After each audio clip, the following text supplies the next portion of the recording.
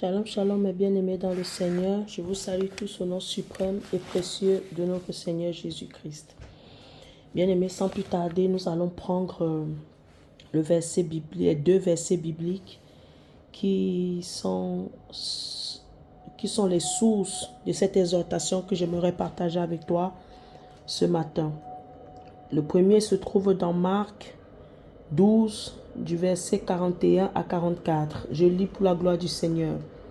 Jésus s'étant assis vis-à-vis du trône, regardait comment la foule y mettait de l'argent. Plusieurs riches mettaient beaucoup. Il vint aussi une pauvre veuve, et elle y mit deux petites pièces, faisant un quart de sou. Alors Jésus, ayant appelé ses disciples, leur dit: Je vous le dis en vérité, cette pauvre veuve a donné plus qu'aucun de ceux qui ont mis dans le cran, car tous ont mis de leur superflu, mais elle a mis de son nécessaire, tout ce qu'elle possédait, tout ce qu'elle avait pour vivre. Amen. 2 Corinthiens 9, 7, vous pouvez chercher dans vos méditations pour comprendre que la suite, c'est le verset biblique qui dit: Dieu aime qu'on donne avec joie, sans contrainte, et voilà, etc. Bien-aimé, j'aimerais parler avec toi ce matin. J'avais fait une exhortation sur l'offrande. Donc, je vais faire... la première exhortation, c'était offrande 1. Celle-ci, je vais faire offrande 2. Le thème de mon message, de mon exhortation, c'est l'offrande 2, partie 2. Alors, bien-aimé, quand nous lisons Marc 12, nous constatons... Moi, personnellement, j'ai constaté quelque chose de très essentiel. Bien-aimé, Dieu n'en a rien à faire. Franchement, l'or et l'argent appartiennent à Dieu. Une personne qui va se lever et dire qu'il donne à Dieu et commencer peut-être derrière à faire le chantage ou commencer à vouloir imposer leur manière de faire. Oui, bien-aimé, c'est pour ça que l'apôtre Paul dans l'église de Corinthe, il disait que les femmes doivent se taire. Parce que les femmes étaient parées de bijoux et tout, elles étaient riches. Donc, à cause qu'elles étaient riches, dans l'assemblée, elles se permettaient de donner des ordres, elles se permettaient de prendre la parole. Elles se permettaient de prendre la parole au devant des hommes. Elles se permettaient à vouloir dicter la loi, dicter comment les choses doivent se passer. Nous le voyons ici même dans l'église des temps finitifs. Ce sont les riches ce sont les riches qui gouvernent. Ce sont les riches qui imposent leur loi à l'église. Lorsque un homme de Dieu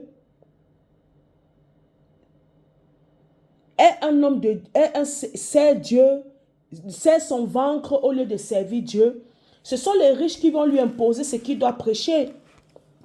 Ce sont les gens riches de l'église qui vont lui imposer ce qu'il va prêcher. Et il va même faire vol de face. Il va faire l'aveugle de ne pas voir ce que les personnes riches dans l'assemblée font, les péchés qu'ils commettent, les abominations, le désordre qu'ils sèment au seuil de l'église. Nous voyons que ce sont les gens riches qu'on donne les premières places à l'église. Ce sont les hommes riches qu'on donne les meilleurs postes, on donne les postes à l'église. Pourquoi? À cause de l'argent. Mais nous voyons dans ce verset biblique de Matthieu 12, verset 41 à 44, le Seigneur n'a rien à faire de cela. Le Seigneur n'a rien à faire de cela. Dans quel sens je le dis? Dans le sens que, bien-aimé, Dieu, avant que tu ne donnes, Dieu ne regarde pas d'abord ce que tu vas donner. Dieu regarde d'abord la résolution de ton cœur, ta motivation. Bien-aimé, vous pouvez penser que, oh, parce que quelqu'un a donné 10 millions, 100 millions et tout, que Dieu agrée. Tu peux donner 10 milliards, tu peux donner 10 millions. Mais si c'est que l'état de ton cœur, la motivation qui te pousse à donner ça n'est pas Dieu, n'est pas pour la gloire de Dieu, n'est pas pour glorifier Dieu, rendre des actions de grâce à Dieu. Bien-aimé, Dieu n'en a rien à faire de ce que tu lui donnes. Et je vais même aller plus loin.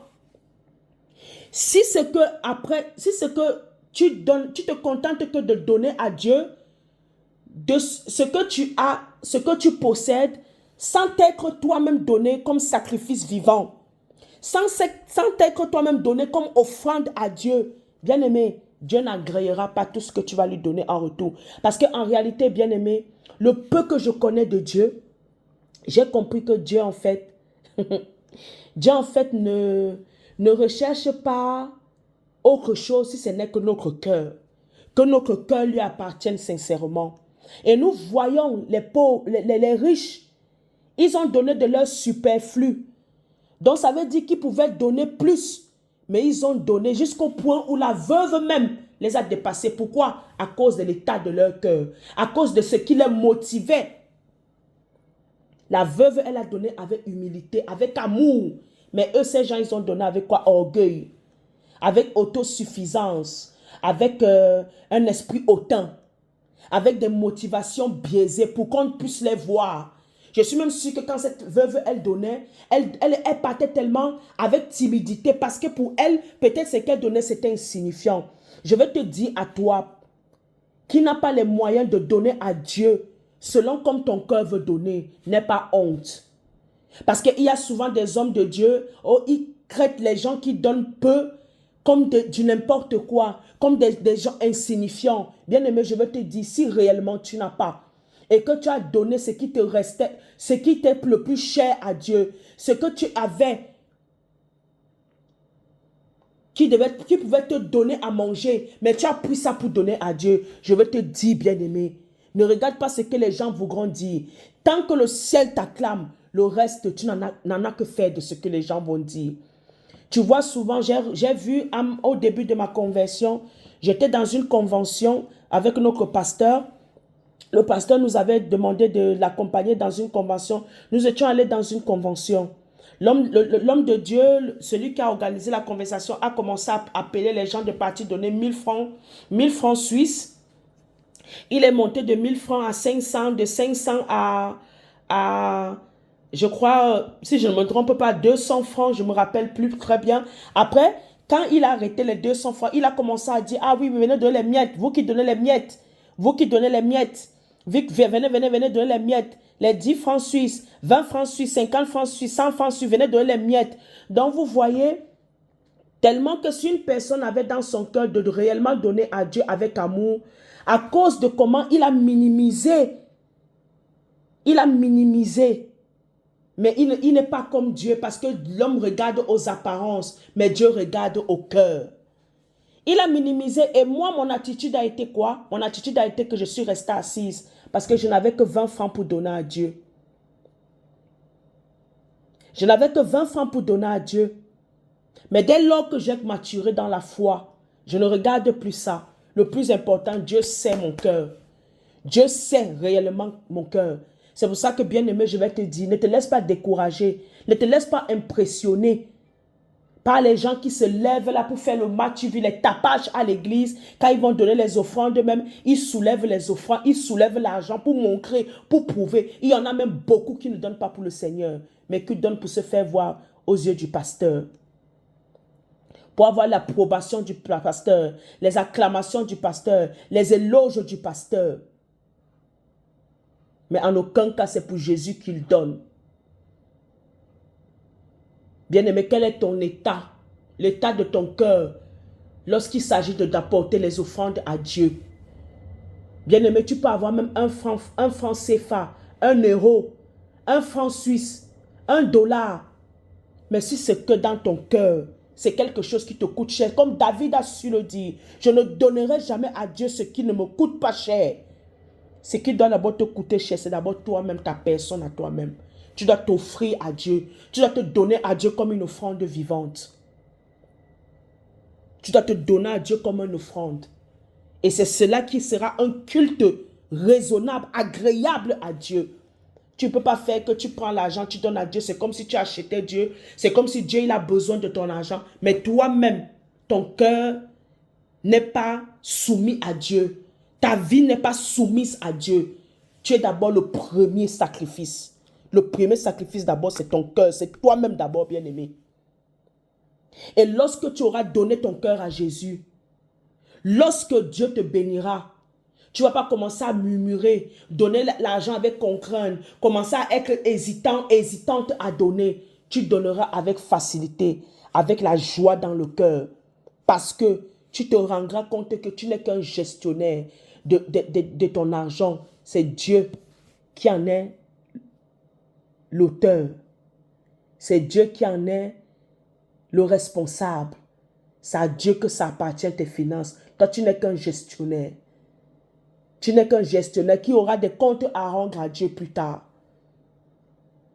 Jésus s'est mis sur le cran. Il a regardé.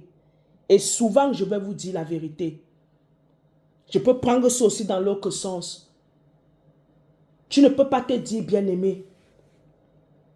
On fait peut-être une demande de don, d'offrande, de don. Toi, tu donnes le même montant qu'une personne qui ne arrive même pas à joindre les deux bouts. Et pourtant, toi, tu es riche. Si on demande de donner 500 € et que Dieu t'a réellement béni financièrement, tu ne peux pas te limiter, te mettre au même niveau de ceux-là qui vont donner 500 € ou bien 200 € parce qu'ils n'en ont pas. Toi, Dieu t'a béni financièrement. Tu dois aller au-delà de donner. Tu ne peux pas donner, tu ne peux pas être équivalent. Ta manière de donner ne peut pas être équivaut à ce que les autres peuvent donner. Bien aimé, si Dieu t'a béni, tu donnes au-delà. D'ailleurs, je vais vous dire une vérité. Dans la Nouvelle Alliance, dans le Nouveau Testament, Dieu ne mérite même plus le 10%. Dieu mérite tout. Parce que beaucoup de chrétiens se limitent que lorsqu'ils ont donné les dîmes, ils se limitent qu'ils ont trop fait. Bien aimé, tout appartient à Dieu maintenant. Il n'est même plus une question de 10%. Tout maintenant appartient à Dieu. Ce qui veut dire que même si tu as donné ta dîme, même si tu as donné les offrandes, souvent à l'église, on a besoin de payer les salles, on a besoin de faire ceci et cela. Même si tu as donné ça, et qu'il te reste encore, bien aimé, et que tu vois un frère qui a des problèmes, tu vois un frère qui a les problèmes peut-être de payer son loyer, payer l'électricité, ou bien un frère qui a les problèmes pour manger, ou bien pour venir à l'église, pour payer le ticket pour venir à l'église. Souvent, c'est ça qui nous retient. Parce qu'on a donné la dîme à l'église, parce qu'on a donné les offrandes à l'église. Pour nous, c'est terminé. On attend encore le mois prochain. Non, bien aimé, ce n'est pas ça. La nouvelle alliance, ce n'est pas ça. La nouvelle alliance, c'est même aller au-delà de 10%. Ça veut dire que tu donnes tout à Dieu. Ça veut dire dans le sens où, si ton frère, après avoir donné tout ce que tu as donné pour Dieu, toutes tes résolutions, tous tes vœux, toutes tes promesses à Dieu, dîmes, offrandes, je ne sais pas, les semences, je ne sais pas, tout ce que tu as promis de donner à Dieu chaque fin du mois, et que tu te rends compte que ton frère est dans le besoin, et que tu en as pour donner. Ne te limite pas à dire que non, j'ai donné ma dîme. Ne te limite pas à dire que j'ai donné mes offrandes, j'ai donné mes offrandes pour, pour payer le loyer. Ah, j'ai déjà donné ceci, j'ai déjà donné cela. Donc le frère, ce n'est pas mon problème. Si tu as la possibilité de donner, bien aimé, fais-le. Parce qu'à l'heure actuelle, moi, c'est ce que le Saint-Esprit m'a fait comprendre. Dieu n'est même plus, ce n'est même plus une question de 10%. On doit aller au-delà. Tout maintenant appartient à Dieu. Donc, ça veut dire qu'à tout moment, l'Église peut avoir un besoin sans toutefois te mettre dans les problèmes, dans les dettes, sans toutefois toi-même être dans le manquement, bien sûr. Sans toutefois toi-même être dans le manquement. Si tu as la possibilité de donner pour la gloire de Dieu, fais-le. Mais fais-le avec un cœur sincère, avec un bon cœur. Avec un cœur, avec la joie. En exaltant Dieu. Et lorsque tu donnes à Dieu, ne crois pas que tu as fait, ne commence pas à vouloir faire le chantage ou quoi que ce soit. Dis-toi que c'est une adoration que tu fais à Dieu. C'est un culte que tu rends à Dieu. C'est une adoration que tu rends à Dieu. C'est les actions de grâce que tu rends à Dieu pour ta vie, pour qui il est dans ta vie, pour ce qu'il représente dans ta vie. L'offrande. Sois d'abord toi-même une offrande.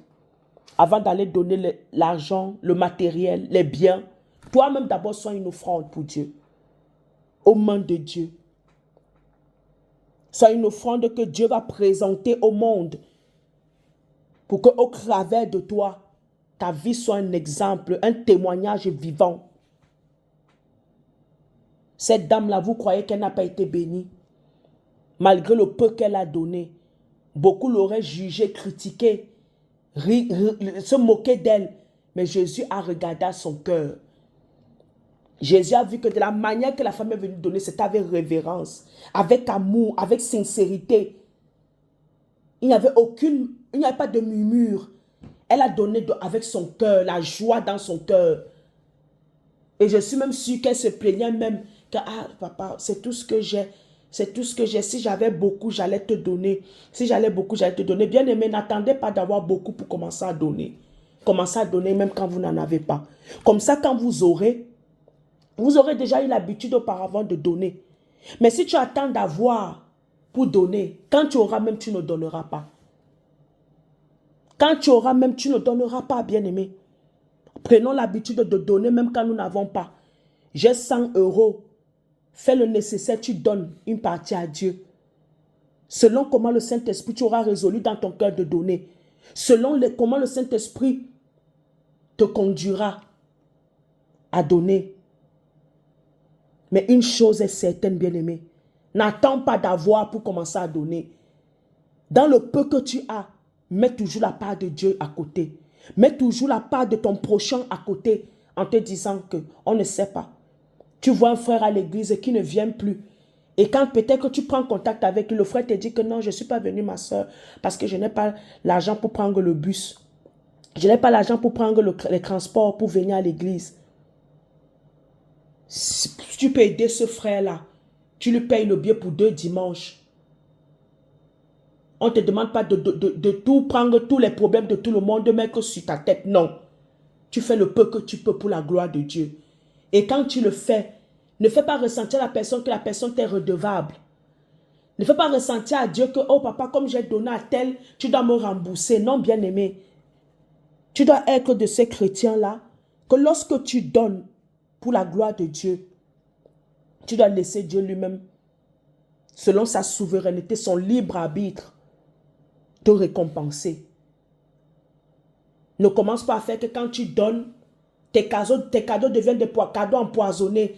À chaque fois, dès que tu vois la personne, il faut toujours que tu rappelles à la personne la fausse humilité. Derrière, devant les gens, tu fais croire que machin. Mais derrière, au fond de ton cœur, tu veux que la personne aille publier ça partout. Publier ça partout, que c'est grâce à elle, c'est grâce à toi qu'elle est venue à l'église. Bien aimé, tu as déjà ta récompense. Et ta récompense, c'est celle des hommes. Ça viendra des hommes et non de Dieu. Et nous savons que les hommes, quand ils vous donnent là, c'est éphémère. Mais quand Dieu il te donne au-delà même de tes attentes et de tes pensées. Pour que tu aies encore suffisamment pour toi-même, pour ces bonnes œuvres et pour aider les frères et sœurs dans la foi. Est-ce que je parle à quelqu'un? Apprenons à donner à Dieu, mais apprenons d'abord à nous donner nous-mêmes à Dieu. Apprenons à donner à Dieu ce qui nous coûte cher, la chose de qualité. Cette femme-là, elle a donné de la qualité. Les riches, ils n'ont pas donné quelque chose de qualité. Hein. On peut voir à nos yeux que cette femme-là, vraiment, c'est quoi qu'elle a donné que ça c'est insignifiant. Pour Dieu, ce n'est pas insignifiant. Parce que Dieu a sondé le cœur et les reins de cette femme. Il a vu que cette femme-là a donné par amour, avec son cœur, avec sincérité. Et elle a donné ce qui lui coûtait cher. Elle pouvait se dire que je peux aller m'acheter mon pain pour manger. Mais elle a préféré aller donner pour la gloire, pour Dieu. Ça, c'est une adoration. Ça, c'est une manière de dire à Dieu, malgré tout, papa, je te fais confiance. Malgré tout. C'est toi mon refuge. Tu es plus important que toute autre chose. Vous pensez que ça n'a pas touché le cœur du Seigneur? Ça a touché le cœur du Seigneur. Voilà pourquoi c'est dans la parole. Posons des actes que lorsque Dieu même voit ces actes-là, lui-même il est étonné. Posons des actes que quand Dieu voit ça, son cœur commence à tressaillir de joie. Posons des actes que nous-mêmes, quand nous restons comme ça, nous disons oui, ouais. Les actes d'amour pour le Seigneur. Et Dieu ne manquera pas de se souvenir de nous. Que Dieu te bénisse abondamment. Paix et grâce dans ta vie. Au nom suprême de Jésus-Christ. Amen.